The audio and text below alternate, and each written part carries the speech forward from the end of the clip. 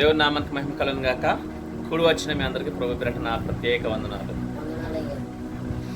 ఉదయకాల సమయమందు శుక్రవారం దినాన ప్రభు సన్నిధిలో చేరి ఇంతవరకు మనం పాటల ద్వారా దేవుణ్ణి మహిమపరిచాం. కాబట్టి ఈ ఉదయకాల సమయం కొద్ది నిమిషంలో దేవునికి వాక్యాన్ని ధ్యానం చేసుకుందాం, నేర్చుకుందాం. మన జీవితాలను సరిచేసుకొని ప్రభు యొక్క చిత్తానుసారంగా జీవించడానికి ఏం చేద్దాం? ప్రయత్నం చేద్దాం, వినాల. కాబట్టి ఈ లోకంలో చాలామంది అనేక రకాలుగా ఏం చేస్తుంటారు? బ్రతకడం కోసం ప్రయాసపడుతూ ఉంటారు, అనేక పనులు చేస్తూ ఉంటారు, జాబులు చేస్తూ ఉంటారు, వ్యాపారాలు, ఉద్యోగాలు, ఇంకా వారికి తోచిన పని చేస్తూ ఉంటారు కదా. వారు ఏం చేస్తారట? బ్రతకడం కోసం ప్రయాసపడుతూ ఉంటారు. అనేక మంది, ప్రతి ఒక్కరు కూడా బ్రతకడం కోసం ప్రయాసపడాలి. అంతేకాదు, ఉద్యోగం కోసం ప్రయాసపడాలి, మరి వ్యాపారం కోసం ప్రయాసపడాలి, ఇంకా చదువుకోవడం కోసం ప్రయాసపడాలి, రోగాల నుంచి స్వస్థత పొందుకోవడం కోసం ప్రయాసపడాలి, ఆస్తులు సంపాదించుకోవడం కోసం ప్రయాసపడాలి. అనేక రకాలుగా ప్రపంచంలో మనుషులు ఏం చేస్తూ ఉంటారు? ప్రయాసపడుతూ ఉంటారు. అవునే కదా, మనం కూడా ప్రయాసపడుతున్నాం. కానీ మన ప్రయాస ఎలా ఉంటుంది అనేది మనం ఒకసారి జ్ఞాపకం చేసుకుందాం. ఎలా ఉంటే దేవునికి ఇష్టంగా ఉంటుంది? మరి మనిషి తనకి ఇష్టానుసారంగా ప్రయాసపడుతున్నాడు అనేక మార్గాల్లో, అనేక ప్రయత్నాల్లో, అనేకమైన విషయాలలో. కానీ మనమైతే ప్రభువుని తెలుసుకొని రక్షించబడి మన ప్రయాస ఎలా ఉండాలి? ఈ దినం ఏంటి? మన యొక్క ప్రయాస గురించి మనం మాట్లాడుకుందాం, ఓకేనా? నేర్చుకున్న ప్రకారంగా జీవితం. చూడండి, లూకాసు వార్త 5వ అధ్యాయము, లూకాసు వార్త 5వ అధ్యాయము, పేజ్ నెంబర్ 54. లూకాసు వార్త 5వ అధ్యాయము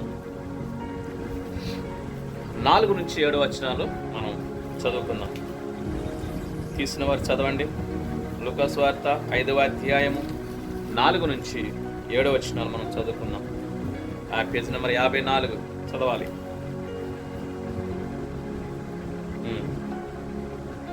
ఆయన బోధించుట చాలించిన తరువాత నీవు దోణెను లోతునకు నడిపించి చేపలు పట్టుటకు మీ వలలు వేయుడని సీమోనుతో చెప్పగా, సీమోను, ఏలినవాడా, రాత్రి అంతయు మేము ప్రయాసపడితిమి కానీ మాకేమీ దొరకలేదు. అయినను నీ మాట చొప్పున వలలు వేతుమని ఆయనతో చెప్పాను. వారు అలాగూ చేసి విస్తారమైన చేపలు పట్టారు. అందుచేత వారి వలలు పిగిలిపోవచ్చుండగా వారు వేరొక దోణిలోనున్న తమ పారివారు వచ్చి తమకు సహాయం చేయవలెనని వారికి సంజ్ఞలు చేశారు. వారు వచ్చి 2 దోణిలు మునుగునట్లు నింపిరి. చదవబడిన లేఖన భాగం ద్వారా దేవుడు మనల్ని బలపరిచి నడిపించును గాక. ఆమేన్. పిల్లరా, గమనించండి, లూకాసు వార్త 5వ అధ్యాయం 4 నుంచి 7 వచనాలు మనం చదివాము. ఈ సందర్భం మనకు ఆల్మోస్ట్ అందరికీ తెలిసిన సందర్భమే అయినప్పటికీ మరొకసారి ధ్యానం చేసుకుందాం. దేవుడు ఏదైనా కొత్త విషయాన్ని మనకు ఇష్టపడుతుంటున్నాడు కాబట్టి మన జీవితాలను సరిచేసుకోవాలి, ఆత్మీయంగా బలపరుచుకోవాలి. తెలియని వారు తెలుసుకోవాలి, తెలిసిన వారు ఇంకాస్త ప్రభుని సమీపించాలి. అందుకే ప్రభు దినదినము మనల్ని ఏం చేస్తున్నాడు? వాక్యం ద్వారా బలపరుస్తూ ఉన్నాడు. ఆలకించాలి శ్రద్ధగా. దేవుడు ఏం మాట్లాడుతుంటున్నాడు, ఏం చెబుతుంటున్నాడు, ఏం మార్చుకోమంటున్నాడు, ఎలా జీవించమంటున్నాడు తనకు అనేది మనం ఏం చేయాలా? గ్రహింపు కలిగి ఉండాలా. విన్న వాక్యాన్ని విడిచిపెట్టడం కాదు, విన్నట్టు వాక్యాన్ని మనం ఏం చేయాలా? ఆ రీతిగా జీవించాలి. కాబట్టి ఇక్కడ మనం చూసినట్లయితే సందర్భం ఏమిటి అంటే, ప్రభువారు పరిచయం చేస్తున్నటువంటి దినాలలో అనేక మంది అగెనెసరేతు అనేటువంటి సరస్సు తీరాన్న ప్రభువారు ఏం చేస్తున్నాడు? అక్కడికి వచ్చారు. అక్కడికి వచ్చి దేవుని వాక్యాన్ని ప్రజలకు, జనసమూహానికి వినిపించారు. వినిపించిన తర్వాత, అయిపోయిన తర్వాత ఆ సరస్సు తీరాన్న కొంతమంది చేపలు పడుతూ ఉన్నారు. ఎవరు? శిష్యులు. సీమోను, పేతురు అనబడిన సీమోను, యాకోబు, ఆంద్రేయ, యోహాను, వీళ్ళందరూ ఏం చేస్తున్నారు? చేపలు పట్టేవారు. కాబట్టి వారు చేపలు పడుతున్నారు. అప్పుడు ప్రభువు అక్కడికి వచ్చి చేపలు పట్టారు. ఎప్పుడు పడతారు చేపలు? రాత్రిపూట చేపలు పడుతూ ఉంటారు అన్నమాట. ఎందుకంటే సముద్రంలో కానీ ఎక్కువ శాతం వారు వలలు వేస్తూ ఉంటారు రాత్రిపూట. కాబట్టి ఆ వేకువజామున ఉదయమైనప్పుడు, అంటే వేకువజామున అంటే ఉదయమైనప్పుడు ప్రభు ఆ జనసమూహానికి వాక్య పరిచయం చేసిన తర్వాత ఆ యొక్క జాలర్లతో మాట్లాడుతున్నారు. ఎవరో? సీమోను, తర్వాత అక్కడ ఉన్నటువంటి కొంతమంది వారితో మాట్లాడుతున్నారు. ఏమంటున్నారు అంటే, నీవు ధోనిను లోతులకు నడిపించి, ఎవరితో? సీమోనుతో మాట్లాడుతున్నా. అంటే అక్కడ ఉన్నటువంటి ఆ యొక్క జాలర్లతోటి, ఆంద్రయ, యాకోబు, యోహాను, పేతురు గారు వీళ్ళంతా ఉన్నారు. వారితో పేతురుతో ఏమనుకున్నాడు? సీమోను. అప్పటికి పేతురు అని ఇంకా పేరు మార్చలేదు ప్రభు. ఆయన పేరు సీమోన్ అనమాట. పేతురు గారి పేరే సీమోను. ఈ సీమోను గారితో మాట్లాడుతుంటున్నాడు. సీమోను గారితో ఏమంటున్నాడు? నువ్వు లోతునకు నడిపించి, దేనిని? ధోనిని లోతునకు నడిపించి చేపలు పట్టమని చెప్పినప్పుడు, ప్రభు చెప్పినప్పుడు ఆయన ఏమంటున్నాడు? సీమోన్ గారు. అప్పటికి పేతురు ఇంకా పేరు మార్చలేదు ప్రభు, ఎందుకంటే ఆయన ఇంకా శిష్యుడిగా ఇంకా రాలేదు కాబట్టి. శిష్యుడిగా వచ్చిన తర్వాత పేతురు అని పేరు దేవుడు మార్చాడు. సీమోన్ ఏమంటున్నాడంటే, అయ్యా ఏలినవాడా. అంటే ఏలినవాడా అంటే అర్థం ఏంటి? మమ్మల్ని పాలించువాడా అని అర్థం. ఏలినవాడా అంటే మా ప్రభువా అని అర్థం, మా రాజా అని అర్థం. కాబట్టి ఏమంటున్నాడు? ఏలినవాడా, రాత్రంతా మేము ప్రయాసపడ్డాం, బహుగా ప్రయాసపడ్డాం, కానీ చేపలు మాకేమీ దొరకలేదు. రాత్రంతా కష్టపడ్డాం, అలసిపోయాము. అయినా సరే నీ మాట చొప్పున వలలో వేస్తాము అని లోబడ్డాడు. అవునా కదా? అలసిపోయాము, ప్రయాసపడ్డాం, మా వలన కాదు అని చెప్పేసి ఆయన మరి దేవుని మాట వినకుండా ఉండలేదు. ఏం చేశాడంట? దేవుని మాటకు లోబడ్డాడు. అక్కడ ప్రభు కూడా ఏమంటున్నాడు? లోతునకు నడిపించి అంటున్నాడు. వారంతా మరి అంతమంది లోతునకు నడిచి లోతులోకి వెళ్ళి చేపలు పట్టలేదు. రాత్రి అంతా లోతులోకి వెళ్ళారు, కానీ ప్రభువు లేకుండా వెళ్ళారు. ప్రభువు లేకుండా వెళ్ళారు, దేవునికి వాక్యానికి చోటు లేకుండా వెళ్ళారు. అవునా కదా? కాబట్టి వారికి ఏమీ కూడా దొరకలేదు. వాటి ప్రయాసం మాత్రం మిగిలిపోయింది, కష్టం మిగిలిపోయింది. ఈనాడు చాలామంది ఏం చేస్తూ ఉంటారు? దేవుడు లేకుండా విశ్వాసులు సహితము, నమ్మకార్థ క్రైస్తవులు మనం చెప్పుకుంటూ దేవుని పేరు పెట్టుకొని క్రైస్తవులను పిలువబడుతూ కూడా ఏం చేస్తూ ఉంటారు? బహు ప్రయాసపడుతూ ఉంటారు. దేనికోసం? బ్రతకడం కోసం, రోగాల నుంచి, అనారోగ్య సమస్యల నుంచి ఆరోగ్యం కలగడం కోసం. అంటే అనేక తిప్పలు పడుతూ ఉంటారు, ప్రయాసపడుతూ ఉంటారు. అవునే కదా? ఎంతమందిని చూడట్లేదు మనం? వారు ఏం చేస్తారు? ప్రయాసపడుతూ ఉంటారు. వారికి ఉన్నదంతా వెచ్చిస్తూ ఉంటారు. ఉన్నది మొత్తం అవసరమైతే అమ్ముకుంటూ తమ జీవితాలను ఏం చేస్తుంటారు? బహుగా ప్రయాసపడుతూ ఉంటారు. ఎందుకు అంటే సమాధానం కోసం, బాగా జీవించడం కోసం, కొంతమంది బ్రతకడం కోసం, కొంతమంది తినడం కోసం, కొంతమంది వ్యాపారం కోసం, కొంతమంది ఉద్యోగం కోసం, కొంతమంది అయితే చాలామంది ఆరోగ్యం కోసం బహుగా ప్రయాసపడుతూ ఉంటారు. వారి ప్రయాస అంతటా ఎవరు ఉండరు? దేవుడు ఉండడు. ఎందుకంటే దేవునికి వారు చోటు ఇవ్వరు. కాబట్టి క్రైస్తవులే చోటు ఇవ్వరు. మేము క్రైస్తవం అని చెప్పుకుంటూ అనేక ప్రాంతాలు తిరుగుతూ ఉంటారు. ఎందుకు? వారికి సమాధానం కోసం, మంచి జీవితం గడపడం కోసం, మంచి ఆరోగ్యం కోసం, మంచి ఉద్యోగాల కోసం, సంపాదించుకోవడం కోసం ఏం చేస్తూ ఉంటారు? బహుగా ప్రయాసపడుతూ ఉంటారు.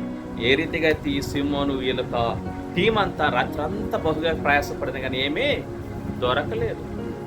వీరి జీవితాల్లో కూడా అన్యులు కాదు, నమ్మకార్థ క్రైస్తవుల గురించి మాట్లాడుతున్నారు. ఏం చేస్తుంటారు? వారు కూడా ప్రభువు లేకుండా ఎన్ని తిప్పలు పడ్డా, ఎంత కష్టపడ్డా, ఎంత ప్రయాసపడ్డా వారి ప్రయాస అంతా వృద్ధమే, వ్యర్థమే, వ్యర్థమే, వ్యర్థమే. ప్రసంగిత అంటాడు కదా, సూర్యుని కింద ఉన్నదంత ప్రయాస అంతా వ్యర్థమే. కాబట్టి ప్రియరా గమనించండి, మన జీవితంలో కూడా ఇలాంటి ప్రయాసపడొద్దని కాదు ఉద్దేశం, కానీ దేవుని కలిగి ప్రయాసపడాలి. ఆ ప్రయాసలో దేవుడు నీకు ప్రతిఫలం ఇస్తాడు. అసలు ఈ ప్రయాస అనేది ఎందుకు వచ్చింది? మనం మొదటి మానవ దగ్గరికి వెళ్తే కనపడుతుంది. ఒకసారి తీయండి. మనిషి ప్రయాసపడాల్సిన అవసరం ఏంటి? దేవుడు సృష్టించినప్పుడు ప్రయాసలు లేవు తెలుసా? కష్టపడే పని లేదు. దేవుడు చక్కగా ఏం చేశాడు? చక్కగా హ్యాపీగా తినండి, తిరగండి అని చక్కగా దీవించాడు. 3వ అధ్యాయం చూడండి ఒకసారి. 3వ అధ్యాయం 15-16 వచ్చిన మనం చూసినట్లయితే, 16-17 వచ్చిన చూసినట్లయితే, 16 నుంచి 19 వరకు ఆయన స్త్రీతో, నీ ప్రయాసమును, నీ గర్భవేదనను నేను మిక్కిలి హెచ్చించగలను. వేదనతో పిల్లలు కందు. నీ భర్త ఎడల నీకు వాంఛ కలుగును, అతడు నిన్ను ఏలునని చెప్పాను. ఆయన ఆదాముతో, నీవు నీ భార్య మాట విని తినవద్దని నేను నీకు ఆజ్ఞాపించిన వృక్ష ఫలములు తింటివి కనుక నీ నిమిత్తము నేల శపింపబడి ఉన్నది. ప్రయాసముతోనే నీవు బ్రతుకు దినములన్నీ దాని పంట తిందు. అది ముళ్ళ తప్పలను, గచ్చ పొదలను నీకు మొలిపించును, పొలములోని పంట తిందువు. నీవు నేలకు తిరిగి చేరు వరకు నీ ముఖపు చెమట కార్చి ఆహారము తిందువు. ఎలాగైనా నీవు నేలను తీయబడితే కనుక నువ్వు మన్నే కనుక మరలా మన్నైపోదు. చూడండి, ఇక్కడ అసలు ప్రయాస అనేటువంటిది దేవుడు సృష్టించినప్పుడు ప్రయాస, కష్టము ఇవేమి లేవు. సంతోషంగా హ్యాపీగా కష్టాలు లేకుండా ఆ చెట్లలో దొరుకుతున్న ఫలాలు తింటూ వారు సంతోషంగా జీవించేవారు. కానీ మరి ప్రయాస కష్టం ఎంత ఎందుకు వచ్చిందా అంటే శాపము అంత ఎందుకు వచ్చింది? దేవుని మాట వినకపోవటం, దేవుని ఆజ్ఞకు లోబడకపోవటం. అవునా కదా? దేవుడు అని చెప్పాడు, ఆ తోట చెట్లలో ఉన్నటువంటి ఆ యొక్క వృక్ష ఫలాలను నువ్వు తినవద్దు అన్నాడు. తింటే తర్వాత ఏమొద్దు కూడా చెప్పాడు దేవుడు, నిశ్చయంగా నువ్వు చస్తావన్నాడు. ఆ మాట వీరు వినలేదు. దేవుడు ఏం చెప్పాడు? చెయ్యవద్దు అని. దాన్ని ఏం చేయాలి? మనం చేయకుండా ఉండటమే మేలు మనకు. కానీ ఆదాము ఏం చేశాడు? హవ్వ వాళ్ళ కుటుంబం ఏం చేశారు? దేవుడు చెప్పిన ఆ యొక్క ఆజ్ఞను అతిక్రమించి వారి సొంతాన్ని నెరవేర్చారు, వారి సొంతాన్ని జరిగించారు. కాబట్టి దేవుడు ఏం చేస్తున్నాడు? ఇక్కడ శపిస్తున్నాడు. అవునే కదా? ఆ యొక్క పాముని, అపవాదిని శపించాడు, స్త్రీని శపించాడు, ఆదామును కూడా శపించాడు. అవును కదా? నీ ప్రయాసమును మిక్కిలి హెచ్చించెదను. చూడండి, ఈ ప్రయాసం అంత ముందు లేదు మనిషికి. మనిషి చేసిన పాపాన్ని బట్టి ప్రయాసం వచ్చింది. ప్రయాసపడాలి, బహుగా కష్టపడాలి. ఎవరి వలన వచ్చింది? మనిషి చేసిన పాపం వలన వచ్చింది. ఆదాముతో కూడా అంటున్నాడు, నీవు ప్రయాసముతోనే బ్రతుకు దినమల్లన్నట్టు నువ్వు కష్టపడి నీ ముఖపు చెమట కార్చి నువ్వు పంట పొలాన్ని తినాలి. అంతకుముందు హ్యాపీగా ఆ పండు కోసుకుంటూ ఈ పండు కోసుకుంటూ హ్యాపీగా తినేవాళ్ళు, దేవునితో చక్కగా మాట్లాడుకుంటూ ఉండేవాళ్ళు.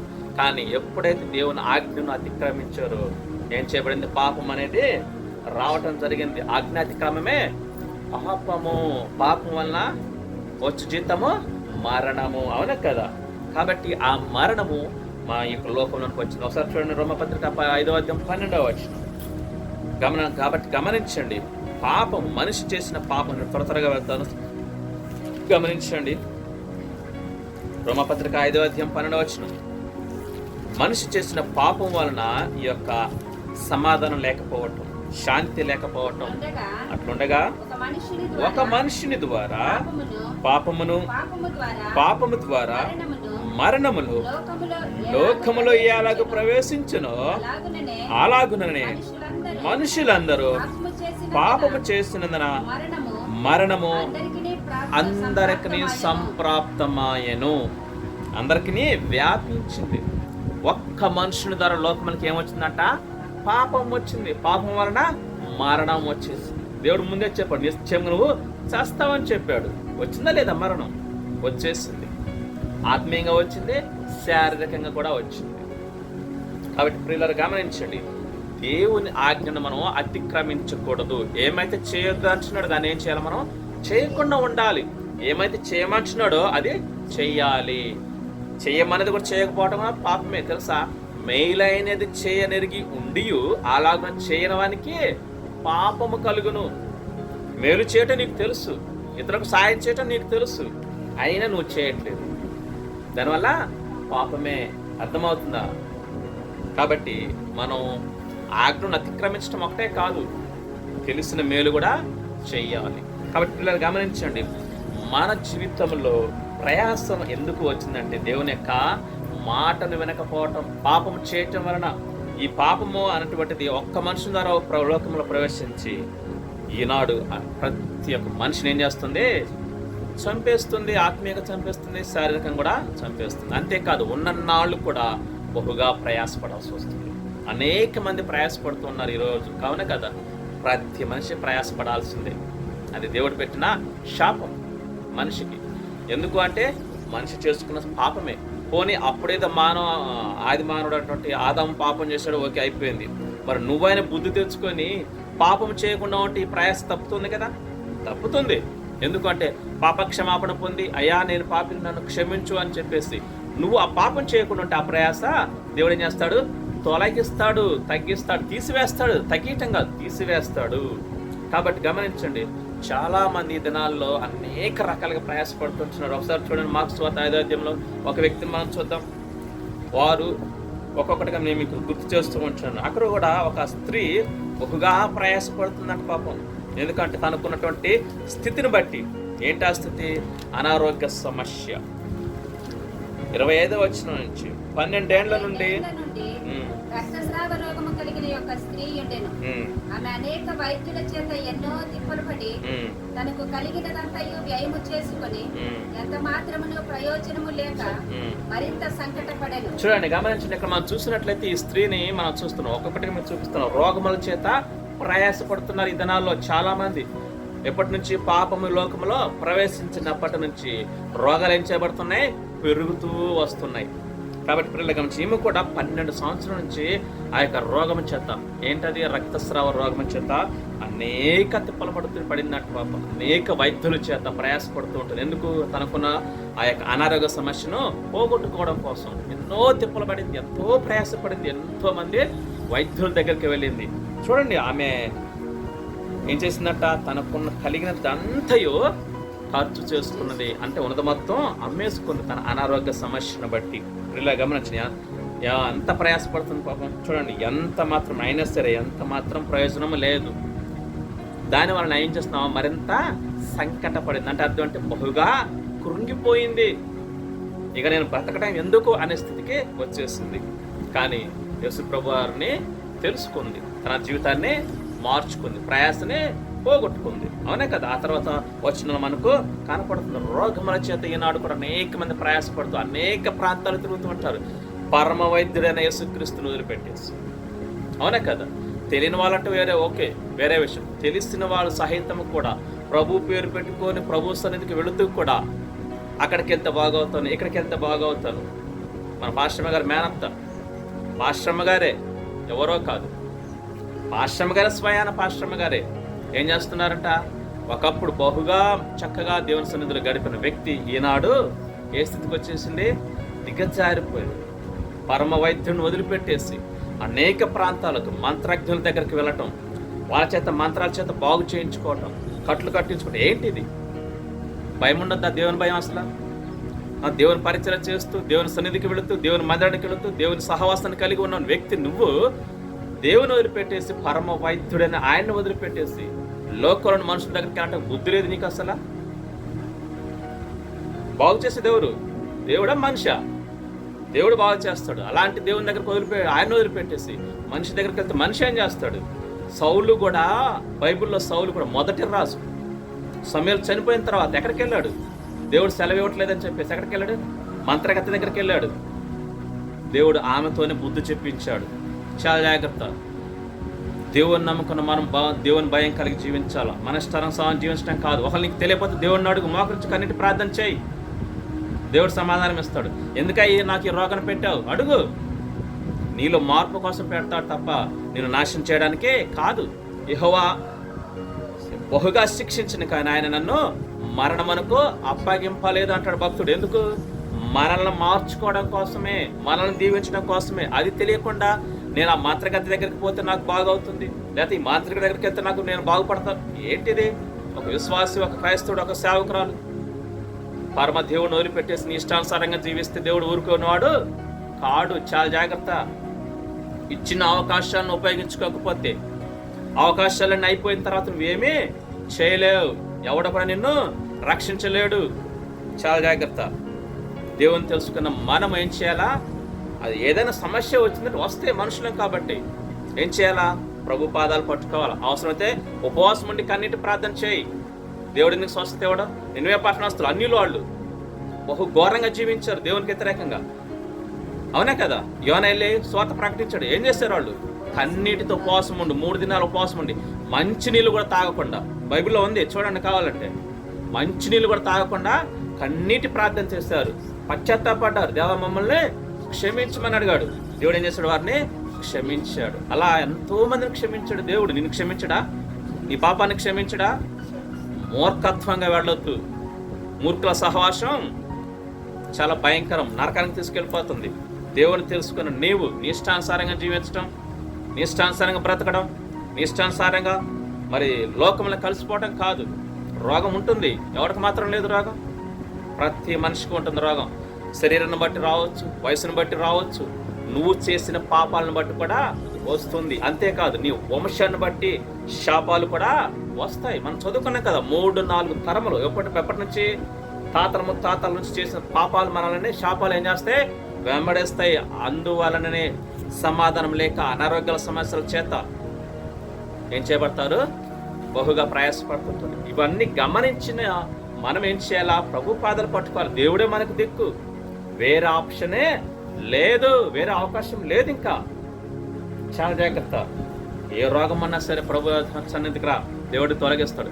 చచ్చిన వారిని సహితం లేపిన దేవుడు నిన్ను లేపడా, నీ రోగాన్ని బాగు చేయలేడా? యెహెజ్కేలుతో మాట్లాడుతూ వచ్చాడు 38వ అధ్యాయంలో, నరపుత్రుడా నువ్వు వెళ్ళి ఆ సమాధి దొడ్లోకి వెళ్ళు. కొన్ని వేల మంది ఉన్నారు అక్కడ. ఎవరు? ఎముకలు, చచ్చిపోయిన మనుషులు ఎముకలు ఉన్నాయి. వాటికి ప్రకటించు అన్నాడు, ఆజ్ఞ ఇవ్వమన్నాడు, ఆజ్ఞ ఇచ్చాడు. ఎండిపోయిన ఎముకలారా లేండి అన్నాడు. జీవం వచ్చేసింది, శరీరం పోసుకుంది. చచ్చిపోయి వట్టి ఎముకలకే జీవాన్ని, ప్రాణాన్ని, దేహాన్ని ఇచ్చిన దేవుడు నీ రోగం తీసేయలేడా? చాలా జాగ్రత్త. దేవునికి లోబడటం మనకు ముఖ్యం, దేవుని మాట వినటం మనకు ముఖ్యం.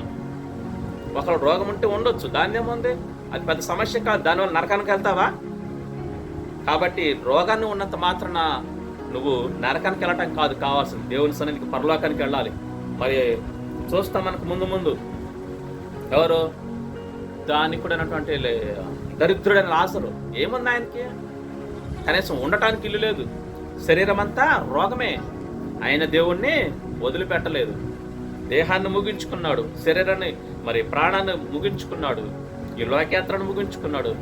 దేవదూతల చేత పరలోకానికి కొనుకోబడ్డాడు. ఆ స్థితి కావాలి మనకి. రోగం ఉంటుంది ప్రతి మనిషికి, నాకు లేదా మీకు లేదా. చాలా జాగ్రత్త. కాబట్టి అనేక మంది ఈమె ఏం చేసింది, తిప్పల పడింది.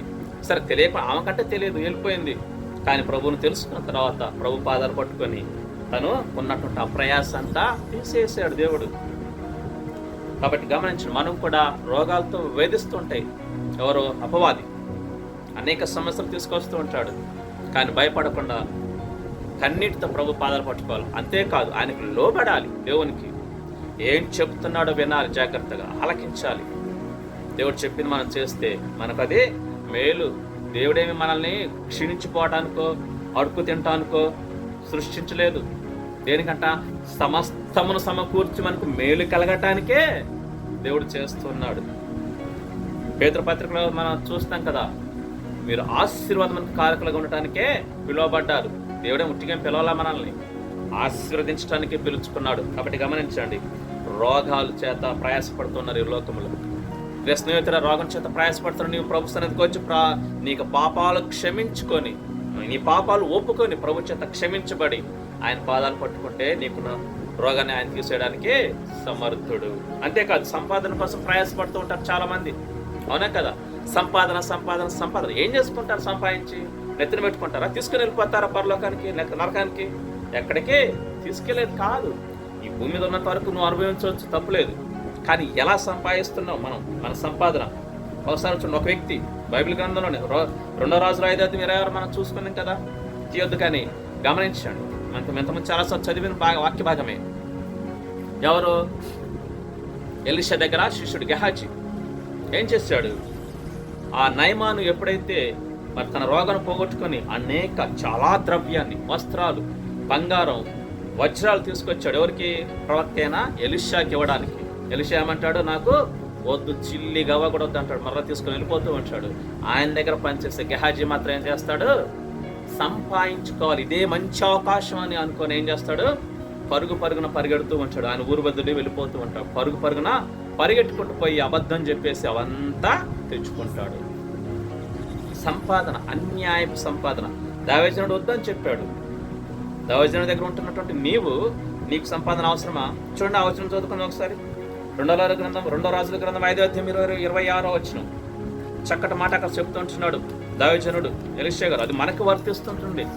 దేవుని బిడ్డలముగా, దేవుని విశ్వాసముగా, దేవుని పేరు పెట్టుకున్న మనము కూడా సంపాదించుకోవడానికి ఇదే సమయం కాదు అంటాడు అక్కడ 5:26. అంతటా ఎలీషా వానితో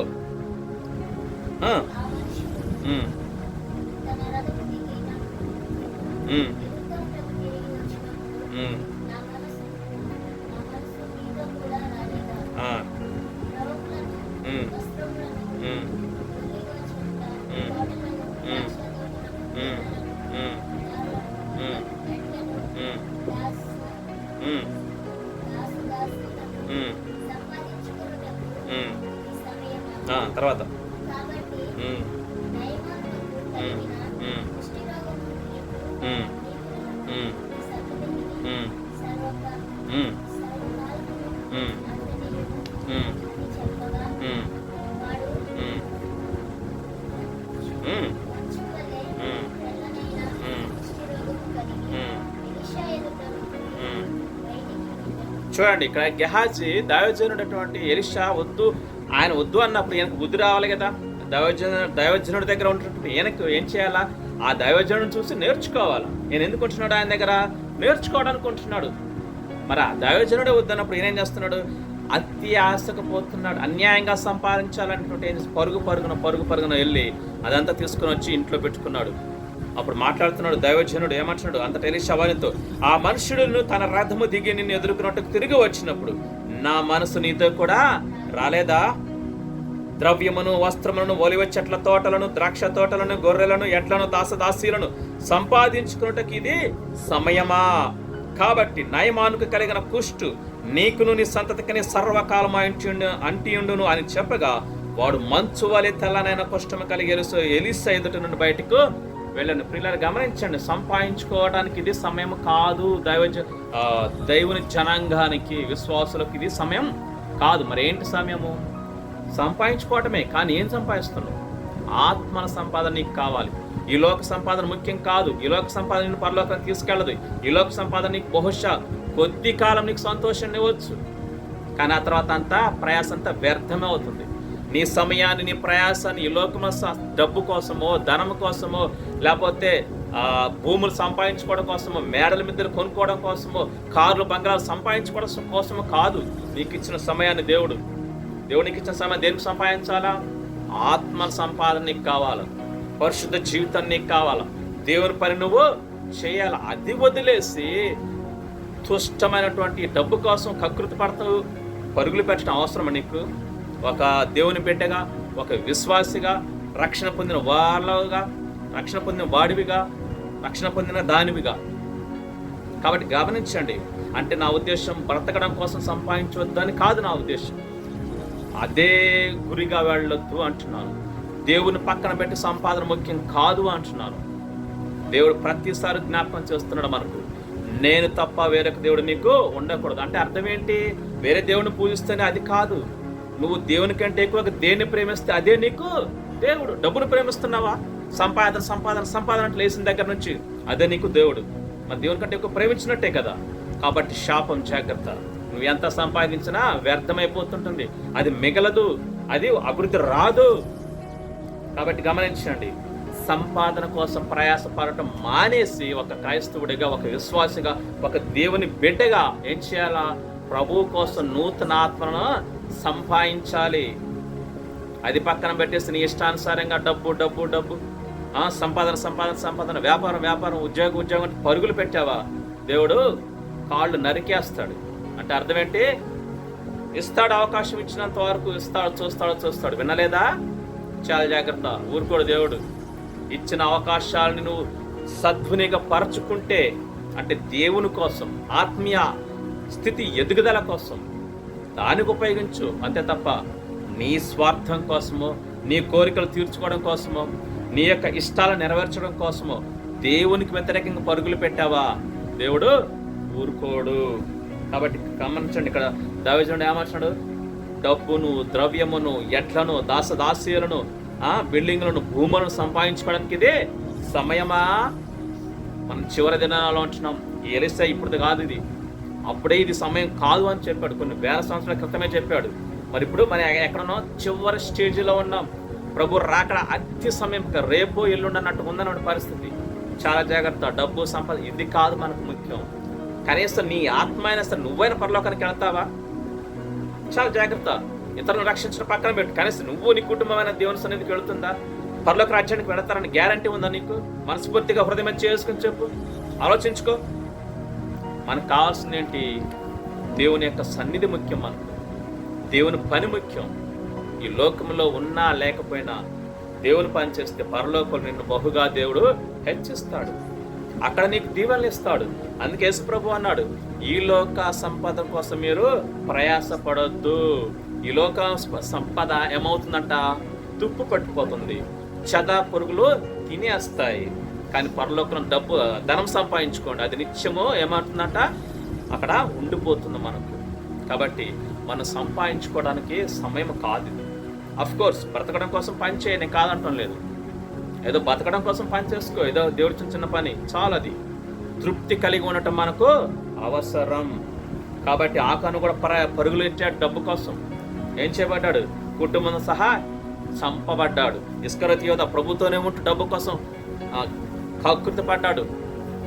అవునే కదా, 30 వెండి రూపాయల కోసం ప్రభువునే అమ్మివేసాడు. ఏం చేయబడ్డాడు, ఉరేసుకొని కింద పడి పేగులు బయటకు వచ్చాయి రాయి మీద పడటం వల్ల.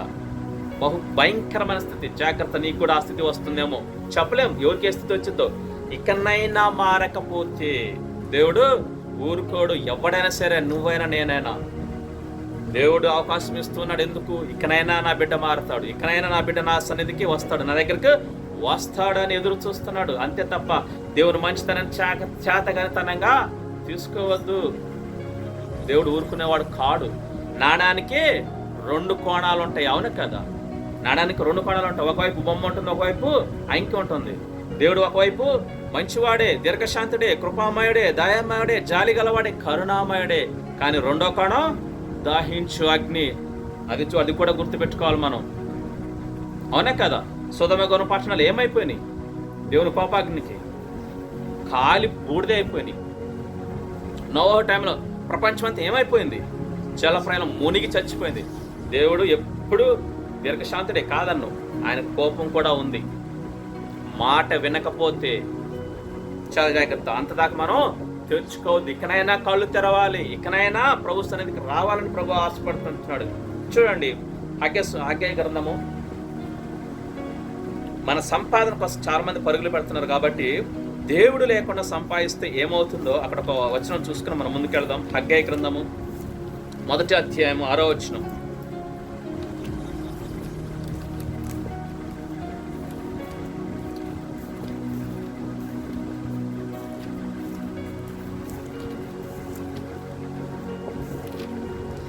(775) పేజ్ నెంబరు. హగ్గై 1వ అధ్యాయం 6వ వచనం. మీరు విస్తారముగా విత్తినను మీకు కొంచెమే పండెను. ఇది ఎవరంటే దేవుడని చెప్తున్న మాట.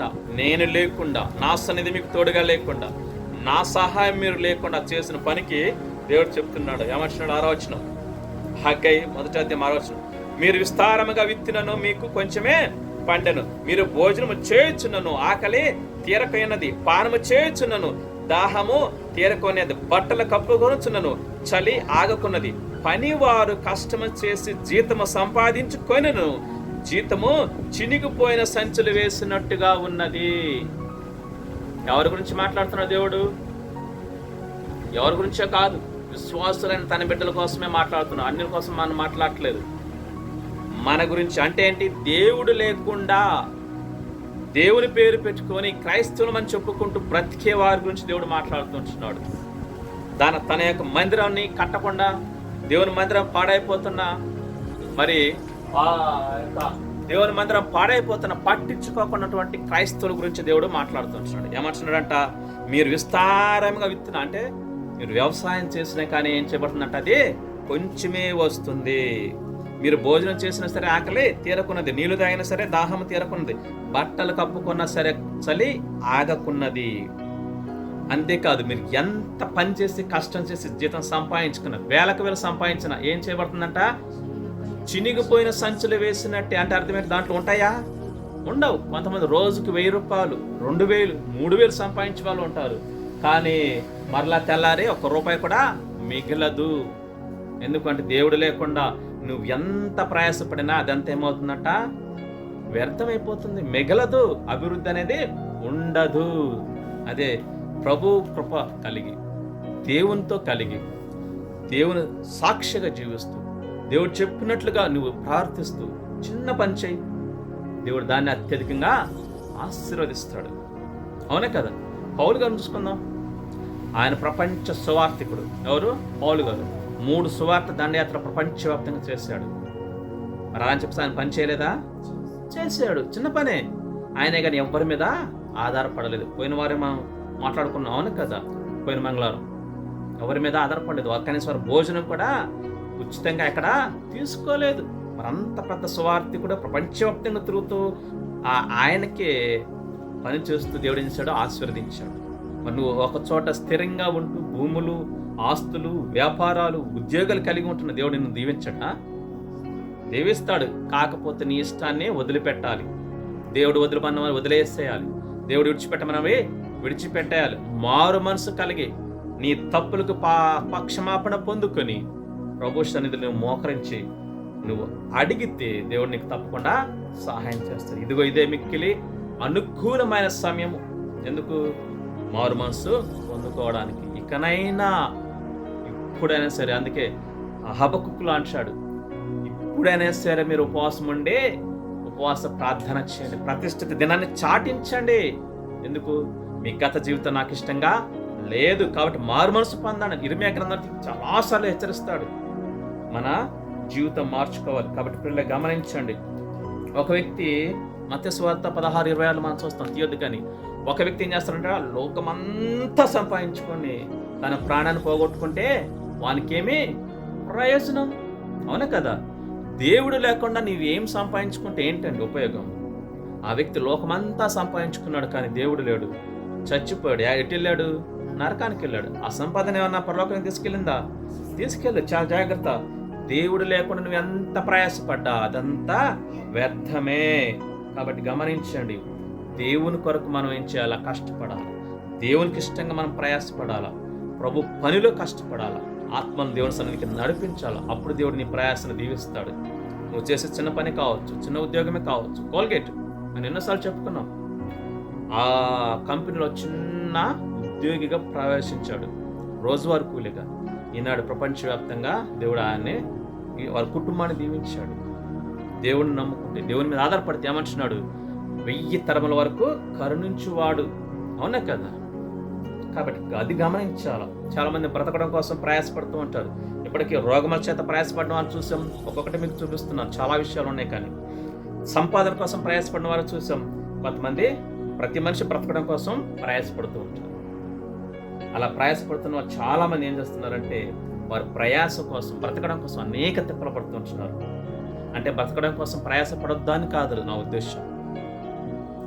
సక్రమంగా ప్రయాస ఉండాలి. అంటే అర్థం ఏంటి? నీతిగా ఉండాలి, న్యాయంగా ఉండాలి, నిజాయితీగా ఉండాలి, యథార్థంగా ప్రయాసపడు, దేవుడు దీవిస్తాడు. అంతేకాని అన్యాయం, అవినీతి అవి ఉండకూడదు. ఇప్పుడే అనుకున్నాం కదా, ఆ బీద లాజరు ఏం చేశాడు? బ్రతకడం కోసం ప్రయాసపడ్డాడు. ఆయనకి చేతనైన కొరకు ఏం చేశాడు? ధనవంతుడి దగ్గర వారి ఇంటి ముందు అడుక్కుంటూ బతికాడు, సిగ్గుపడలేదు. కాబట్టి పిల్లలు గమనించండి, అది ఏ రకంగా మనం ప్రయాసపడుతున్నాం అనేది మనం గమనించుకోవాలి. నువ్వు చేసే పని నీతిగా, న్యాయంగా, యథార్థంగా, నిజాయితీగా ఉంటే దేవుడు ఏం చేస్తాడు? ఆ చిన్న పని దేవుడు దీవిస్తాడు. అంతేకాని ఏ రకంగా అయినా సరే నేను బ్రతకాలి అని చెప్పేసి అడ్డదారులు తొక్కావంటే దేవుడు కూడా ఊరుకోడు.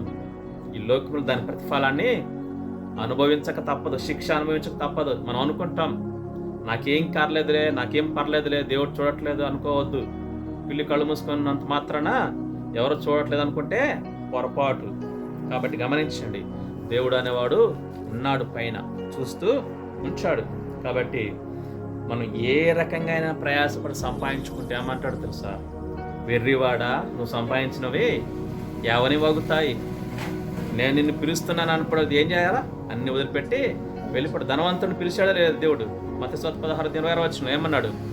ఆయన అనుకున్నాడు, విస్తారంగా పంట పండింది, భూమి అంతా, పాత కొట్లను పడగొట్టి కొత్త కొట్లు కట్టించి ధాన్యమంతా దాంట్లో నింపుకొని ప్రాణంతో అంటున్నాడు. ఏమంటున్నాడు? ఓ నా ప్రాణమా, తినుము, సుఖించుము, తాగుము, అనేక సంవత్సరాలకు విస్తారమైన ధనాన్ని సమకూర్చాను అన్నప్పుడు దేవుడు నవ్వుకున్నాడు. నవ్వుకుని ఏమన్నాడు? ఓరి వెర్రివాడా, ఓరి పిచ్చోడా, ఓరి మూర్ఖుడా, ఈ రాత్రి వచ్చే అన్నాడు. మొత్తం వదిలిపెట్టి వెళ్ళిపోయాడు. వాడు సంపాదించినవన్నీ ఏమైపోయినాయి? వాడికి అర్థమైపోయినాయి, కానీ మిగతా వారు వాటిని అనుభవించారు. కాబట్టి మనం సంపాదించడం కోసం ప్రయాసపడొద్దు, బ్రతకడం కోసం కాదు. కానీ ప్రభువుని కలిగి మనం ప్రయాసపడితే నువ్వు కష్టపడి చేసినటువంటి ఆ సంపాదనను నువ్వు అనుభవిస్తావు. అవును కదా? అందుకే 120 కీర్తనలో ఉంటుంది చక్కగా ఏమంటాడు, ఆ యొక్క వ్యక్తి కుటుంబముతో, అవును కదా, భార్య బిడ్డలతో చక్కగా ఒలివ చెట్ల వల్లే కూర్చొని ఆ యొక్క కష్టాన్ని అనుభవిస్తారంట. కాబట్టి అది మనం చేసిన కష్టం మనకు దక్కాలి అంటే, అనుభవించాలంటే దేవుని కృప మనకు అవసరం. కాబట్టి బ్రతకడం కోసం కష్టపడుతుంటారు కానీ అనేక అడ్డదారులు దొరుకుతూ ప్రయాసపడుతుంటారు. అది మనకు కరెక్ట్ కాదు. కాబట్టి గమనించండి, ఆ ఇస్కరియోతు యూదా కూడా అన్యాయంగా సంపాదించి ఏమైపోయాడు? నశించిపోయాడు. ఆకాను కూడా అన్యాయంగా సంపాదించి నశించిపోయాడు. చాలామంది కుటుంబం కోసం కష్టపడుతూ ఉంటారు, ప్రయాసపడుతూ ఉంటారు. కుటుంబం కోసం ప్రయాసపడుతుంటారు. అంటే కుటుంబం కోసం ప్రయాసపడద్దని మీరు అనొచ్చు. కుటుంబం కోసం ప్రయాసపడొద్దు అని నేను అంటలేదు. ఆ ప్రయాస ఎలా ఉంటుంది అనేది మనకి వెరీ ఇంపార్టెంట్. నీతిగా, న్యాయంగా, యథార్థంగా ఉందా లేదనేది మనం ఏం చేయాలా చూసుకోవాలి. దేవుడు కూడా అంటున్నాడు, ఏమంటాడు? కుటుంబాన్ని నువ్వు పోషించుకో, కష్టపడి పని చేయని దేవుడు అంటున్నాడు. సోమరిగుండమని దేవుడు ఎప్పుడు చెప్పడం. కష్టపడేవారే దేవునికి ఇష్టం, ప్రయాసపడేవారే దేవునికి ఇష్టం. అయితే ఆ ప్రయాస ప్రభువు కలిగి ఉన్నాడా? ప్రభువుని కలిగి నువ్వు ప్రయాసపడుతున్నావు అనేది మనం చూసుకోవాలి. ఆకాను కుటుంబం కోసమే సంపాదించాడు కానీ కుటుంబంతో సహా నశించిపోయాడు. ఇస్కరియోతు యూదా కుటుంబం కోసమే, గెహాజీ కుటుంబం కోసం, ప్రతి ఒక్కరు కుటుంబం కోసమే. కానీ నీ ప్రయాస ఎలా ఉంటుంది అనేది మనం చూసుకోవాలి. దేవునికి ఇష్టంగా ఉందా, దేవునికి వ్యతిరేకంగా ఉన్నది మనం చూసుకోవాలి. ప్రియులు గమనించండి, మనము కూడా ఏం చేయాలా? మరి అలా కాకుండా ప్రభువుని కలిగి మనం ముందుకెళ్ళినట్లయితే దేవుడు మనల్ని బహుగా దీవించడానికి ఇష్టపడుతున్నాడు. అంతేకాదు, నీలో నీ కుటుంబంలో దేవుడు లేకుండా నువ్వు ఎంత ప్రయాసపడ్డా అదంతా కూడా వ్యర్థమైపోతుంటుంది. కాబట్టి ఇంకంతేకాదు, అంటే కొంతమంది ఏం చేస్తుంటారు, ఇర్మియా గ్రంథం చూడండి ఒకసారి, ఇంకా వేరే విషయంలో ప్రయాసపడుతూ ఉంటారు. ఇంకా చాలా రకాల ప్రయాసాలు ఉన్నాయి కానీ అవి మనం ఇప్పుడు చూసుకునే సమయం లేదు. కాబట్టి కొన్ని మాత్రమే నీకు చూపిస్తున్నాను. 9వ అధ్యాయం, ఇర్మియా గ్రంథం 9వ అధ్యాయం 5వ వచనం.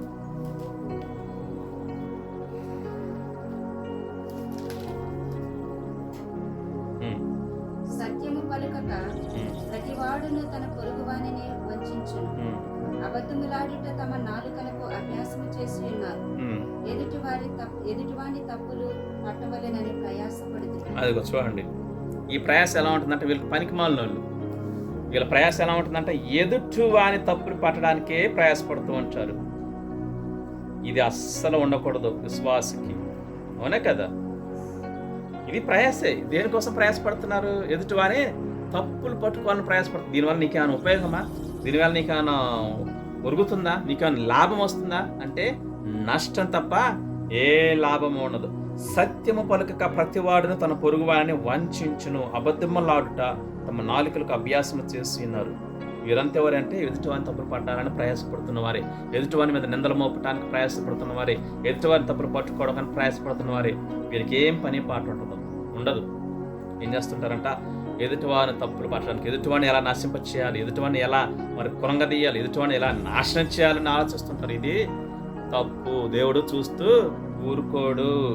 కాబట్టి ప్రభు అంటున్నాడు, ఏమని అంటున్నాడు? మీ శత్రువు ఆకలి కొని ఉంటే అతనికి భోజనం పెట్టండి, వాని మీద మీరు నిప్పులు కుప్పగా పోసిన వారు అవుతారు. పగ తీర్చుట నా పని. కాబట్టి మన పొరుగు వాని గురించి మనకు అనవసరం. వాడు ఎలా బతుకుతున్నా మనకెందుకు? మనకు అవసరమా? అవసరమైతే ఇప్పుడు 4 మాటలు మంచి దేవుని మాటలు చెప్పు, నీ చేతన సాయం చేయి, ప్రభు సన్నిధికి నడిపించు. అంతే తప్ప నువ్వు ఎంతగా వంచాలని ఆశపడ్డా నువ్వు తీసుకున్న గోతులు నువ్వే పడిపోతావు. అందుకే అంటారు కదా, తాత చేసింది తలగడ ఎక్కడికి పోదంట. ఆ సామెత నాకు సరిగ్గా గుర్తులేదు కానీ అవునా కదా? తాత చేసింది ఎక్కడికి పోదు, తలగడనే ఉంటుంది. కాబట్టి ఎదుటివాని మీద మనం ఎంత బురద చల్లాలనుకున్నా ఆ బురద ఎవడి మీద పడుతుంది? వాళ్ళ మీదనే పడుతుంది. కాబట్టి ఆ పని మనది కాదు. ఒకవేళ ఎదుటి వ్యక్తి ఎంత తప్పు చేశాడా, నీకెందుకు? ప్రార్థన చేయి అతని కోసం, దేవుడు చూసుకుంటాడు. అంతే తప్ప ఎదుటి వాళ్ళని తప్పులు పట్టడానికి మనం కరెక్ట్ కాదు. ఆ తీర్పు తీర్చే పని మనకు దేవుడు అప్పగించలా. కాబట్టి మన పని ఏంటి? మనమేంటి? దేవుని కొరకు నీతిగా జీవించాలి, ప్రభు సన్నిధికి అనేకులను నడిపించాలి అంతే. అందుకే అంటున్నాడు యెషయా గ్రంథం 54:11 ప్రయాసపడి ఆదరణ లేక ఉన్నదానా. ప్రయాసపడి ఆదరణ లేక, ఇంతవరకు మనం చూసుకున్న ప్రయాసాలు అనేక రకాల ప్రయాసాలు ఉన్నాయి, కానీ కొన్ని మాత్రం మీకు చూపించాను. కాబట్టి అందుకే అంటున్నాడు, ఇంతవరకు ప్రయాసపడుతున్నావు, ఆదరణ లేకుండా ఉన్నావు, అవునే కదా.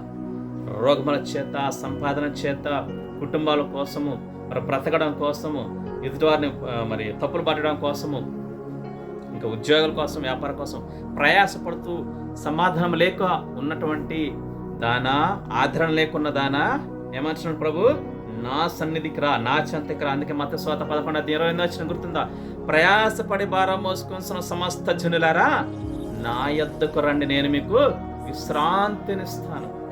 కాబట్టి ఎలాంటి ప్రయాసంతో నువ్వు ఉన్నావో నాకు తెలియదు, కానీ ఎలాంటి ప్రయాసంతో నువ్వు కష్టపడుతున్నావో నాకు తెలియదు, కానీ ఎలాంటి ప్రయాసంతో నువ్వు కృంగిపోయి ఉన్నావో నాకు తెలియదు, కానీ ఎలాంటి రోగము చేత నువ్వు బాధపడుతున్నావో నాకు తెలియదు, కానీ ప్రభు పిలుస్తున్నాడు, బూదిగంత జనులారా నా సన్నిధికి రండి, నా వైపు చూచి రక్షణ పొందండి.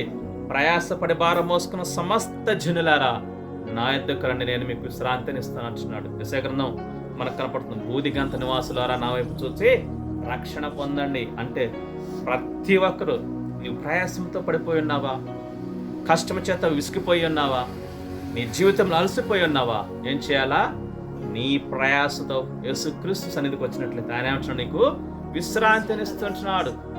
నీ రోగం చేత నువ్వు ప్రయాసపడి ఉండొచ్చు, సంపాదన కోసం ప్రయాసపడి ఉండవచ్చు, ఉద్యోగం కోసం పడి ఉండవచ్చు, వ్యాపారం కోసం ప్రయాసపడి ఉండవచ్చు, ఇంకే ప్రయాస అయినా ఏం చేయాలా, ప్రభువుని కలిగి నువ్వు ప్రయాసపడు, దానిలో నీకు దేవుడు జయమిస్తాడు. అయితే ఉన్నదాంతో తృప్తి పడాలి, లేని దానికోసం మనం పరుగులు పెట్టొద్దు. కాబట్టి పిల్లలు గమనించండి, మన ప్రయాస వలన మనం బాగుపడం. తెలుసా మీకు ఆ విషయం? రోమపత్రిక 9:16 మనకు ఉంటుంది, కనపడుతుంటుంది. మన ప్రయాస వలన కాదు ఇది, మరి ఎవరి వలన? కరుణించు దేవుని వలననే ఇది అవుతుంది. అవునా కదా? మనం ఏం చేయకుండా ఎలా ఉన్నా దేవుడు పోషించగలడు, అవునా కదా? అందుకే మత్తయి సువార్త 4 యేసయ్య అన్నాడు, ఏమన్నాడు సాతానుతో, మనుష్యుడు రొట్టె వలన మాత్రము కాదు, కానీ దేవుని నోట నుంచి ప్రతి మాట వలన జీవించును. ఏంటి, ఇలా కూర్చోబెట్టి మనల్ని పోషించలేడు దేవుడు, ఈజీగా పోషిస్తాడు. దేవునికి చేత కానిదంటూ ఏది లేదు, ఆయనకు అసాధ్యమైంది ఏదీ లేదు. కాకపోతే ఏంటంటే పని చేయటం మన వంతు, దేవుడు పెట్టాడు కాబట్టి ప్రయాసపడాలి. అయితే ఆ ప్రయాసలో, ఆ పనిలో దేవుని కలిగి ఉంటే దేవుడు బహుగా ఆశీర్వదిస్తాడు. అయితే ప్రయాసపడు వానిలో కానీ, మరి కష్టం చేసే వానిలో కానీ లేదు, కానీ కరుణించు దేవుని వలననే ఇదే అవుతుంది. ఏది కావాలన్నా కరుణించు దేవుని వలనే అవుతుంది. కాబట్టి పిల్లలు గమనించి, మరి మనం దేనికోసం ప్రయాసపడాలి? ఇంతవరకు లోకంలో మనం బతకడం కోసమో, కుటుంబం పోషణ కోసమో, లేకపోతే ఆ వ్యాపారం కోసం, ఉద్యోగం కోసమో మనం మాట్లాడుకున్నాం కదా. ఇది ముఖ్యం కాదు. అయితే ఈ లోకం ముఖ్యం కావచ్చేమో, కానీ ఈ లోకాన్ని మనం ముగించి, ఈ జీవితాన్ని మనం ముగించి, ఈ లోకాన్ని వదిలి వెళ్ళిపోయిన తర్వాత యుగాలు ఎక్కడ ఉండాలా? 2 స్థలాల్లో ఉండాలా. పరలోకంలో ఉండాలి, నరకంలో ఉండాలి. ఎక్కడ ఉంటావు అనేది నువ్వు డిసైడ్ చేసుకోవాల్సింది నువ్వే.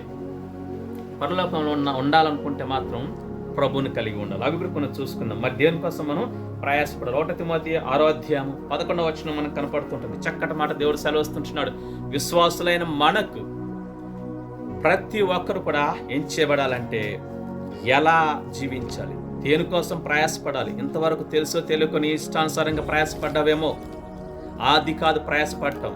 ఇప్పుడు దేవుడు సెలవిస్తుంటున్నాడు. చదవండి 1 తిమోతి 6:11 దైవజనుడా, నీవైతే వీటిని విసర్జించి, వేటిని పైన ఉన్నాయన్నమాట, మనకు కనపడుతూ ఉంటాయి.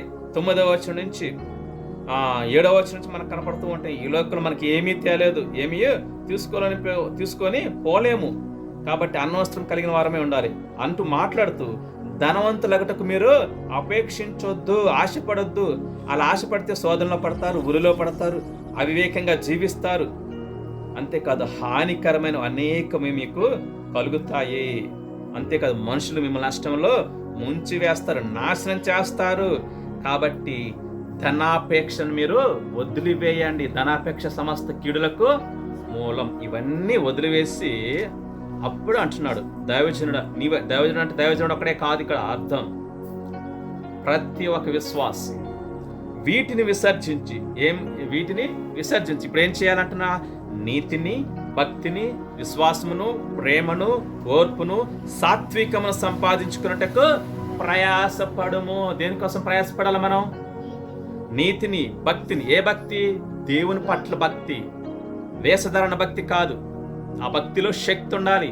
ఇదే తిమోతిలో అంటాడు 2వ అధ్యాయంలో, భక్తిలోని శక్తి ఉండాలి. కాబట్టి నీతిని, భక్తిని, విశ్వాసమును, దేవుని పట్ల విశ్వాసాన్ని, దేవుని పట్ల నమ్మకాన్ని, దేవుని పట్ల ప్రేమను, దేవుని పట్ల ఓర్పును, సాత్వికమును సంపాదించుకున్నట్టుకు మనం ఏం చేయాలా? ప్రయాసపడాల. ఇవి ఉండాలి మొదటిగా. ఇవి ఆత్మీయ జీవితానికి మనకి ఎంతో అవసరం. ఇవి ఉంటే నువ్వు పరలోక రాజ్యానికి ఈజీగా వెళ్ళిపోతావు.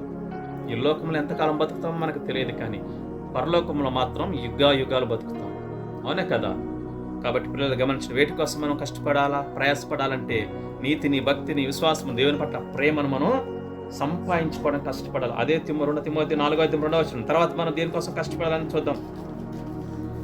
4వ అధ్యాయం 2వ వచనం, వాక్యమును ప్రకటించుము, సమయమందును అసమయమందును ప్రయాసపడము. చూడండి, వాక్యమును ప్రకటించుము, సమయమందును అసమయమందును ప్రయాసపడము, సంపూర్ణమైన దీర్ఘశాంతముతో ఉపదేశించుచు, ఖండించుము, గద్దించుము, బుద్ధి చెప్పుము. ప్రియులు గమనించి దేనికోసం మనం ప్రయాసపడాలి? సమయమందును అసమయమందును ఏం చేయాలి? వాక్యాన్ని ప్రకటించాలి, బోధించాలి. అంటే సువార్తను మనం ప్రకటించాలి. నీకు చేతనైన రీతిలో నువ్వు ఏ సమయంలో ఎక్కడ ఉన్నా సరే, అది పగల్లా, రాత్రి, సాయంత్రమా, ఉదయమే కాదు, అవకాశం దొరికినప్పుడల్లా ఏం చేయాలి? మనం సువార్తను ప్రకటించాలి. పౌలు గారు అలాగే ప్రకటించాడు కదా. అర్ధరాత్రి వేళ కూడా ఆయన సువార్తను ప్రకటించాడు. కొన్ని వందల మందిని రక్షించాడు, రక్షణలోకి నడిపించాడు. ఖైదులంతా కొన్ని వందల మంది, సైన్యాధిపతి కుటుంబాన్ని రక్షణలోకి నడిపించాడు. అర్ధరాత్రి వేళ ఆ కుటుంబానికి బాప్తిస్మం ఇచ్చాడు. ప్రపంచం మొట్టమొదటి బాప్తిస్మం అది, అంటే రాత్రి వేళ ఇచ్చిన బాప్తిస్మం. కాబట్టి గమనించాడు. అందుకే అంటున్నాడు, అదే పౌలు గారు చెప్తున్నాడు, సమయమందును అసమయమందును నువ్వు స్వార్థ పని చేయి. ఆయన చేశాడు కాబట్టి చెప్తున్నాడు. మనం అది చేయాలా, దానికోసం ప్రయాసపడాలి. అవునే కదా? దేవుని స్వార్థను ప్రకటించడం కోసం ప్రయాసపడితే దేవుడిని ప్రతిఫలాన్ని ఇస్తాడు. కాబట్టి గమనించండి, అదే 1 తిమోతి 5:17, వాక్యమందును ఉపదేశమందును మనం ఏం చేయాలి? దేవుని స్వార్థను ప్రకటించాలి. 1 తిమోతి 5:17, బాగుగా పాలన చేయు పెద్దలను, విశేషముగా వాక్యమందును ఉపదేశమందును ప్రయాసపడు వారిని రెట్టింపు సన్మానమునకు పాత్రులనుగా ఎంచవలెను. చూడండి, ఇక్కడ ఏమంటున్నాడంట? వాక్యమును ఉపదేశమును. ఉపదేశం అంటే ఏంటి? దేవుని వాక్యాన్ని బోధించడం. ఎవరికి? మన తోటి వారికి, మన స్నేహితులకు, మన బంధువులకు, మన మిత్రులకు, ప్రతి ఒక్క. ఇది కూడా స్వార్థ కిందకే వస్తుంది. కాబట్టి ఏం చేయాలా? స్వార్థను ప్రకటించాలి, వాక్యాన్ని శ్రద్ధగా ధ్యానించాలి. ఆ ధ్యానించిన వాక్యాన్ని మనం బోధించాలి. కాబట్టి దీనికోసం మనం ప్రయాసపడాలి. ఇవి వదిలేసి డబ్బు కోసమో, కుటుంబ పోషణ కోసం అంటే వద్దు అని కాదు నా ఉద్దేశం.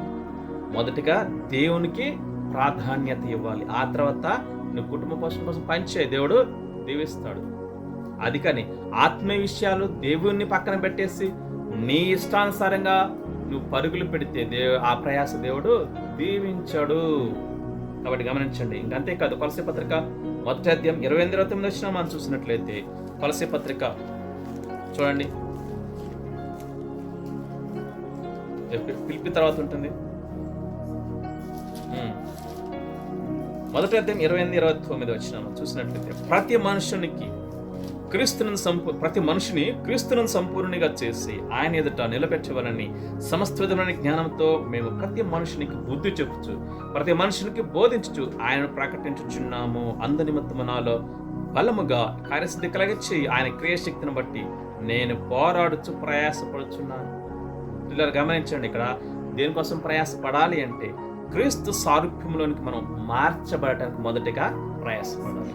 క్రీస్తుకు కలిగిన సంపూర్ణ సమానత్వం పొందడం కోసం మనం ప్రయాసపడాలి. ఆ తదుపరి నువ్వు స్వార్థను ప్రకటించాలి. అదే అంటున్నాడు కదా, ప్రతి మనుషుని క్రీస్తును సంపూర్ణంగా చేయబడాలి. మనము క్రీస్తుకు సంపూర్ణంగా చేయబడాలి. ఎఫెసీ పత్రిక 4వ అధ్యాయంలో మనకు కనపడుతుంది 11-12 వచనాలు. క్రీస్తుకు సమరూపమైనటువంటి సారూప్యములకు మనము రావాలి. అందుకు కష్టపడాలి. దానివల్ల ఏంటి ఉపయోగం? నిత్యము పరలోక రాజ్యంలో ఉంటాం. అది కదా మనకు మేలు. ఈ లోకం డబ్బు కోసమో, లేకపోతే నీ ఇష్టానుసారంగా బ్రతకడం కోసం చేస్తే ఏం చేయబడతావు? నరకానికి వెళ్ళిపోతావు, యుగ యుగాలు కాలిపోతావు. కాబట్టి చాలా జాగ్రత్త. దేవుని భయం కలిగి మనం నడుచుకున్నాం. దేనికోసం ప్రయాసపడాలా? క్రీస్తు సారూప్యంలోనికి మనం మారడం కోసం ప్రయాసపడాలి. రోమపత్రిక 12 మొదటి వచనంలో తీయొద్దు, కానీ మన ప్రాణాత్మ దేహములు దేవునికి సమర్పించుకోవాలా, అందుకోసం ప్రయాసపడాలా. ఇంకా చాలా విషయాలు ఉన్నాయి. కాబట్టి పిల్లలు గమనించండి.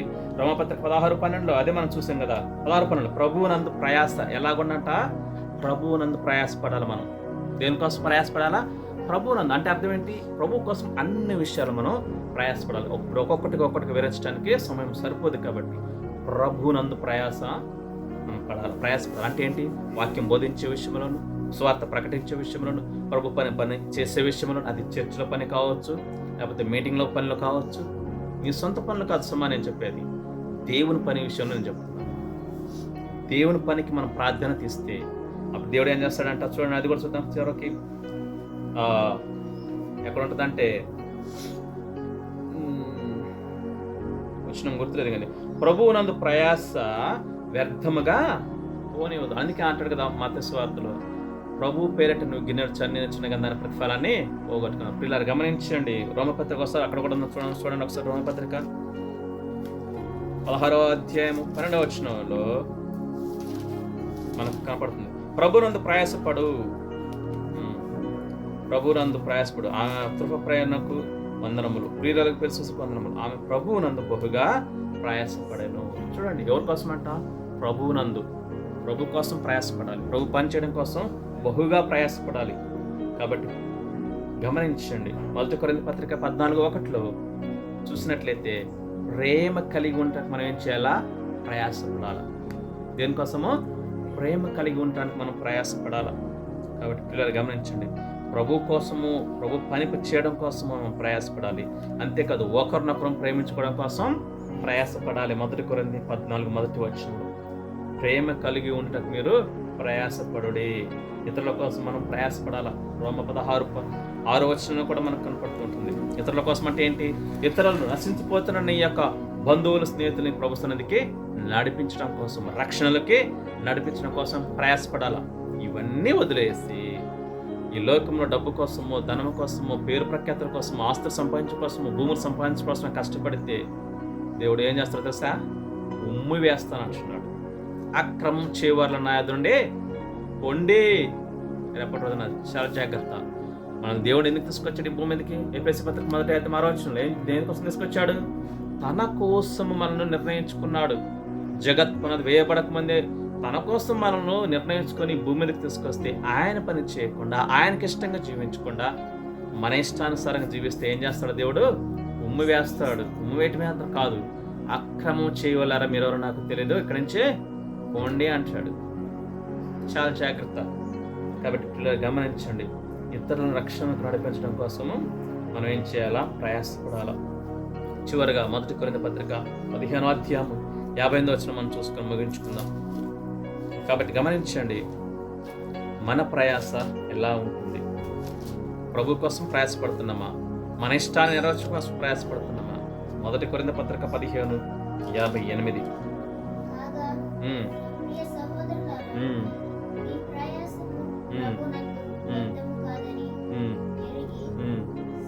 స్థిరులను కదలైన వారును ప్రభు కార్యాభివృద్ధి అందు ఎప్పటికీ ఆసక్తులనైండుడి. చూడండి ఎంత చక్కటి మాట దేవుడు మనకు సెలవిస్తున్నాడు. ఏ విషయాలు మనం ఎంతవరకు చూసుకున్నాం, ఏ విషయాల కోసం మనం ప్రయాసపడాలో చూసుకున్నాం. దేనికోసం ప్రయాసపడాలంట? ప్రభువునందు మనం ప్రయాసపడాలి. సువార్తను ప్రకటించడం కోసం మనం ప్రయాసపడాలా. దేవుని వాక్యాన్ని బోధించే విషయంలో మనం ప్రయాసపడాలి. ఇతరుల రక్షణలోకి నడిపించిన ఇతరులు అంటే ఎవరు? నీ బంధువులు, స్నేహితులు, ఇరుగు పొరుగు వారందరూ వారిని ప్రభువులోనికి రక్షణకు నడిపించడం కోసం మనం ప్రయాసపడాలా. అంతేకాదు మనము క్రీస్తు సారూప్యంలోనికి ఎదగడం కోసం ప్రయాసపడాలి. విశ్వాసంలో ఎదగడం కోసం ప్రయాసపడాలి. ఒకరినొకరు ప్రేమించే విషయంలో ప్రయాసపడాలి. ప్రేమించడం అంటే ఏంటి? నేను నిన్ను ప్రేమిస్తున్నానని మాట చెప్పడం కాదు సుమా. ఏం చేయాలా? చేతల్లో చూపించాలి. నేను నిన్ను ప్రేమిస్తున్నట్టు సరిపోయిందా? నేను నిన్ను ప్రేమిస్తున్నట్టు సరిపోయిందా? నువ్వు కష్టంలో ఉన్నప్పుడు నేను నీకు సాయం చేయకపోతే ప్రేమించినట్లా కాదు. మనకు చేతనని చేయాలి. ఒకరు చేయలేకపోతే కాముగా ఉండు, అంతేకాని రాళ్ళు మాత్రం వేయొద్దు. అవునా కదా? దేవుడు ఊరుకోడు. కాబట్టి గమనించండి, ఇతరులను ప్రభు సన్నిధికి నడిపించడం కోసం, అంటే రక్షణకు నడిపించడం కోసం మనం ప్రయాసపడాలి. అందుకే ఇక్కడ ఏమంటున్నాడు, కాబట్టి నా ప్రియ సహోదరులారా, మీ ప్రయాసము ప్రభునందు వ్యర్థము కాదు. ఎప్పుడు? ఇవన్నీ మనం కలిగి ఉన్నప్పుడు. అప్పుడు నువ్వు పనిచేయ లోకంలో దేవుడు నీ ప్రయాసను దీవిస్తాడు. అది అంటున్నాడు ఇక్కడ దేవుడు అంటున్నాడు. ఏమంటున్నాడు? ఎప్పుడు? ఇవన్నీ చేసిన తర్వాత అప్పుడు నువ్వు ప్రయాసపడు, అప్పుడు నీ ప్రయాస వ్యర్థము కాదు. దేవుడే చెప్తున్నాడు అన్నమాట. అవునే కదా? కాగా నా ప్రియ సహోదరుల, మీ ప్రయాసము ప్రభునందు వ్యర్థము కాదు. ఎందుకు అంటే ప్రభువును కలిగి ఉంటావు కాబట్టి. నువ్వు సంపాదించే రోజుకు 200 కావచ్చు, 300 కావచ్చు, వాటిని దేవుడు ఏం చేస్తాడు? దీవిస్తాడు. అంటే 100కు 200 ఇస్తాడని కాదు నా ఉద్దేశం. నువ్వు ఎంతైతే సంపాదిస్తున్నావో దాన్ని తగు రీతిలో ఖర్చు పెట్టి జ్ఞానం ఇస్తాడు. అవునా కదా? ఈ రోజుల్లో రోజుకు 2-3 వేలు సంపాదిస్తారు, కానీ ₹1 మిగలదు తెల్లారికి. కానీ నువ్వు 200 సంపాదించిన రోజుకి దేవుడు వాటిని ఎలా ఖర్చు పెట్టాలో మంచి ఆలోచన, మంచి జ్ఞానం ఇచ్చి నడిపిస్తాడు. మేము మాత్రం ఏం పని చేస్తున్నాం? దేవుని పని తప్ప ఏమైనా పని చేస్తున్నామా? మీరు చూస్తూనే ఉన్నారు కదా, దేవుడు మనం పోషించడం లేదా? వచ్చే రూపాయి అయినా సరే ఎలా ఖర్చు పెట్టాలనేటువంటిది దేవుడు జ్ఞానం ఇస్తాడు. కాబట్టి అప్పుడు మనం ప్రయాసపడితే ఈ లోకం, అంటే ప్రభువుకు మొదటి స్థానం ఇచ్చి, ప్రభు పనికి మొదటి వాల్యూ ఇచ్చి, ప్రభు పనికి మొదటిగా ప్రాముఖ్యతనిచ్చి, అప్పుడు నువ్వు కష్టపడు. మిగతా సమయంలో నీ ప్రయాసం దేవుడు ఏం చేస్తాడు? జీవిస్తాడు. అంతేగాని ప్రభుని పక్కన పెట్టేసి, ప్రభు పనిని పక్కన పెట్టేసి, ఆత్మీయంగా ఎదగకుండా, ఆ ప్రభు పని చేయకుండా నువ్వు ఎంత ప్రయాసపడినా వ్యర్థం వ్యర్థం వ్యర్థం. అందుకే ప్రసంగి అంటాడు, చాలాసార్లు అంటాడు ప్రసంగి, చాలాసార్లు చెప్తాడు, ఆకాశం క్రింద ఉన్నవన్నీ వ్యర్థం వ్యర్థం వ్యర్థం అంటాడు, సమస్తం వ్యర్థం అంటాడు. ఎవరో తెలుసా ప్రసంగి అంటే? సొలొమోను మహారాజు చక్రవర్తి. ఆయనకి ఇచ్చిన జ్ఞాన ప్రపంచం దేవుడు ఎవ్వరికీ ఇవ్వలేదు. అంతటి జ్ఞానవంతుడు చెప్తున్న మాట. ఆయనకు అర్థమైపోయింది, ఈ సూర్యుని కింద ఉన్న సమస్తం కూడా వ్యర్థమే. అయితే చివరికి ఒక మాట చెప్పాడు, చూడండి ఎందుకు గుర్తొస్తుంది. ప్రసంగి 12వ అధ్యాయం చివరి వచనం మనం చదువుకొని ముగించుకుందాం. ఎందుకంటే మహాజ్ఞాని అనేటువంటి సొలొమోను గారు చెప్తున్న మాట అన్నీ అనుభవించాడు. ఆయన అన్నీ అనుభవించిన వ్యక్తి. 562 పేజీ నంబరు 13వ వచనం. ఇదంతయు వినిన తర్వాత తీరిన ఫలితార్థం ఇదే. ఆయన చెప్తున్నమాట, ఆయన గ్రహించాడు, అన్ని చూశాడు, అన్ని అనుభవించాడు. లోకములు ఆయన అనుభవించినటువంటిది ఏది కూడా లేదు. రాజభోగాలకే రాజభోగాలు అనుభవించిన వ్యక్తి, జ్ఞానానికి జ్ఞానమైనటువంటి వ్యక్తి. ఆయన చెప్తున్న మాట ఏమంటున్నాడు? ఇదంతా వినిన తర్వాత, ఆయన అన్ని అనుభవించిన తర్వాత చెప్తున్న మాట, చివరకు తేలిన ఫలితార్థం ఇది. ఏంటది? దేవుని యందు భయభక్తులు కలిగి ఉండి ఆయన కట్టడలను అనుసరించి నడుచుచుండవాలను. ఇదియే మానవ కోటికి విధి. చూసారా? ఏం చేయాలంట? దేవుని యందు భయభక్తులు కలిగి జీవించటమే మానవ కోటికి విధి. అంటే ప్రతి మనిషి విధి, ప్రతి ఒక్క మనిషి బాధ్యత. ప్రభువును పక్కన పెట్టేసి నీ ఇష్టానుసారంగా పరుగులు పెడితే దేవుడు ఊరుకోడు, తీసుకెళ్ళి నరకంలో పడేస్తాడు. ఏం చేస్తాడు అనుకుంటామేమో, ఈ భూమి మీద చూపిస్తాడు దాని ప్రతిఫలం ఏంటో. పాపము చేసిన వాడే శిక్ష అనుభవించాలి. చూపిస్తా మీకు రిఫరెన్స్ కావాలంటే. పాపం చేసిన వాడే ఏం చేస్తారంట? శిక్ష ఎక్కడ? ఈ భూమి మీదనే బతుకుండగానే. ఈ రోగాలు, ఈ రోచులు, ఈ యొక్క సమాధానం లేకపోవటం, ఇవన్నీ ఏంటి? పాపానికి ప్రతిఫలమే. కాబట్టి ప్రభువుని కలిగి మనం ప్రయాసపడితే దేవుడు ఏం చేస్తాడు? మన ప్రయాసకు తగిన ప్రతిఫలాన్ని ఇస్తానంటున్నాడు. అప్పుడు మన ప్రయాస ప్రభునందు వ్యర్థము కాదు అని ప్రభువే చెప్తున్నాడు. కాబట్టి పిల్లలు గమనించండి. ఇకనైనా సరే కళ్ళు తెరుచుకుందాం, ప్రభువు చెప్పినట్లుగా జీవితం మోకరించండి, ప్రార్థన చేసుకుందాం. ఈ ఉదయకాల సమయంలో దేవుడు ఇంతవరకు చక్కటి మాటలు మనకు వినిపించాడు ప్రయాస గురించి.